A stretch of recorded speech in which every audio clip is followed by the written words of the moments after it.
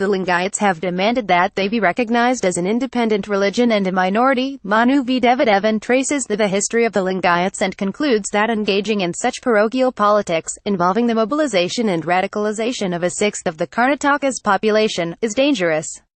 On the 19th of July 2017, a section of the Lingayats organized a massive rally in Bidar in North Karnataka under the aegis of the Vishwa Lingayat Mahasabha World Lingayat Assembly, demanding official recognition as an independent religion with minority status. At least 50,000 people participated in the event. The demand was certainly not new. It has been made on various occasions since the early half of the 20th century, but this was the first popular mobilization of this scale. In the weeks that followed, similar demonstrations were held in other cities of the state. The Belagavi meet of the 22nd of August witnessed the participation of 200,000 people. The number increased to 300,000 in the Kalaburagi meet of the 24th of September. At the Kalaburagi meet, a youth wing called the Rashtriya Basava National Basava Army was formed to take the stir forward. Vinay Kulkarni, an important leader of the agitation, was chosen as its national president. Kulkarni is incidentally the Minister for Mines and Geology in the state's Congress government, led by Siddaramaiah. M.B. Patil, the Minister of Water Resources of the state, has also been at the forefront of the agitation. At Lingayat rally in Belagavi, Karnataka. Image credited Lingayats from Twitter. The Lingayats, also known as Veerashaivis, are a powerful community, wielding considerable political and economic influence within Karnataka. With over 10 million followers, they account for a sixth of the state's population. 7 chief ministers of Karnataka since 1956 have been Lingayats, and 52 of the 224 legislators in the current assembly belong to the community. One of the chief ministers, S. Nijalingappa, was a prominent national leader and member of the syndicate of the Indian National Congress in the 1960s. He served as president of the party in 1968 and 1969. Another chief minister, B.D. Jati, went on to become India's vice-president in 1974 and held office until 1979. He served as acting president for over 5 months in 1977, when the office of the president fell vacant following the death of the incumbent, Fakhruddin Ali Ahmed. Origins of the community. An influential section within the community has long argued that Lingayats are followers of a religion distinct from and opposed to Hinduism. Proponents of the thesis hold that the Lingayat faith arose in the 12th century as a rebellion against Vedic and Brahmanical Hinduism, and deserves recognition, like Buddhism, Jainism and Sikhism, as a distinct religion. Prominent votaries of this position include the late Professor M. Kalburgi, a leading Kannada scholar and former vice-chancellor of the Kannada University, Hampi, who was shot dead at his residence by suspected Hindu militants on the 30th of August 2015. The arguments made in support of the independent religion status are, historically speaking, tenuous for a number of reasons. Research in recent decades has shown that Hinduism arose as a religion only in the 19th century. The evidence available with this suggests that Lingayats also were not organized into a well-defined community before this time. Until the 19th century, Lingayats were a wide assortment of sects and cults affiliated to various mathas, carrying diverse forms of association with the 12th century Saint Basava. These sects and cults evolved in the 15th and 16th centuries, appropriating textual sources, teachers, and monastic traditions dating from the 11th and 12th centuries as their legacy. By the 17th century, mathas had proliferated in great numbers, the founding of mathas becoming a cottage industry of sorts. Many of these mathas also formed broad associations with one another, which led to differences of opinion concerning their legacies, resulting in a division between the Puritans and the Primalists. The numerically strong Viraktas looked to Basava and his 12th-century contemporaries, Allama Prabhu, Akkamahadevi, Channabasava, and others as their teachers.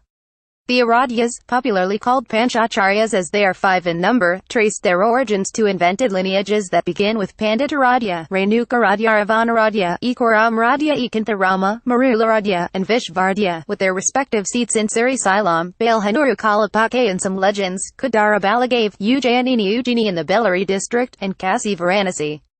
In its modern version, the division is seen in terms of antiquity, with the Viraktas considering Basava as the founder of the faith and the Aradyas taking him only as the reformer of a faith already founded by one or other of the 5 teachers they revere.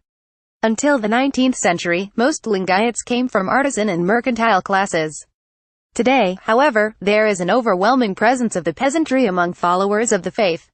One of the claims made in the recent agitation is that Lingayats and Veerashaivis are 2 different groups. The latter, it is argued, adhere to Vedic Hinduism and can at best be regarded as an ill-informed subsect of the former. This claim, like most claims concerning religious identity, has no basis in history. In two of his research papers, the late Kalburgi marshaled evidence which suggested that the community was known only as Lingayat as late as the early 20th century, when the word Virashaiva began to replace it in the community's quest for greater respectability. The Lingayat-Virashaiva divide being projected now is a Virakta attempt to marginalize the Aradyas, who are vehemently opposed to the demand for independent religion status. In fact, the Aradyas recently convened a parallel meet, rejecting the demand. Indian Prime Minister at Satormatha, a Lingayat spiritual center, in 2016. Image credit Wikipedia CCBYSA 2.0. Part of the enthusiastic reception to the agitation is due to the benefits that would come their way if the Lingayats were to be officially recognized as minorities.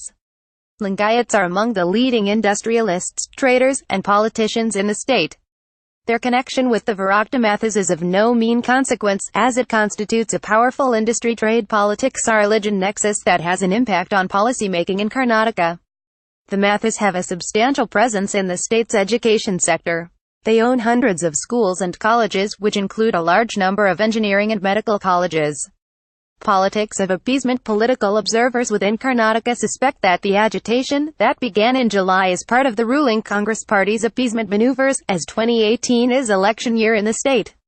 The suspicion is more than confirmed by the impressive lineup of Congress leaders in the agitation: Patil, Kulkarni, Veerana Madikatti, S.B. Sidnal, Prakash B. Huckari, Ganesh Huckari, Ashok M. Patan. Lingayats are believed to be among the strongest supporters of the Bharatiya Janata Party (BJP) in the state, which is headed by the once powerful but now declining leader, B.S. Yediyurappa, himself a Lingayat. The agitation is thought to be a means of cutting into the putative Lingayat vote bank. With mounting allegations against the government for sponsoring the agitation, Siddaramaiah went into the defensive, declaring that the government had nothing to do with the rallies. A day after the Kalaburagi meet, he told reporters in Chitradurga, on matters concerning the government, i.e., the ministers participating in the agitation, consult me. On matters not concerned with the government, I can't tie their mouth. This has in fact not been the only instance of parochial politics by the Siddaramaiah government. Ever since it came to power in 2013, the government and its spokespersons have left few stone unturned in promoting Kannada chauvinism and Hindi hatred. Kannada pride led to the renaming of Bijapur as Vijayapura, Gulbarga as Kalaburagi, and Belgaum as Belagavi in 2014. More recently, the use of Hindi in the Bangalore metro signboards was opposed, with the chief minister himself making a statement to this effect. Siddaramaiah turned to the Muslim vote bank in 2015, when he decided to observe Tipu Jayanti, the birth anniversary of the 18th century ruler of Mysore, Tipu Sultan. The Sangh condemned the decision and cried foul, but the government went ahead with its plans, which resulted in protests and violence. The present attempt to win over the Lingayats is laden with even greater dangers, as it involves the mobilization and radicalization of a sixth of the state's population in the name of a demand, which virtually every community or caste in India can make. In promoting the Lingayat agitation, the Congress Party is not throwing up a challenge to the BJP or maiming the latter's loathsome Hindutva politics, as a section of the progressive vernacular intelligentsia would have us believe. Rather, it is only stirring up a hornet's nest by participating in a virulent politics of religious fundamentalism just like the BJP. This article gives the views of the author, and not the position of the South Asia at LSE blog, nor of the London School of Economics. Please read our comments policy before posting. About the author. Manu V. Devadevan teaches history at the Indian Institute of Technology, Mandi, Himachal Pradesh, India. He is the author of A Prehistory of Hinduism. His English translation of Kannada Vachanas of Allamaprabhu, titled A Flaming Linga in a Shrine of Wax the Vachanas of Allamaprabhu, will be out soon.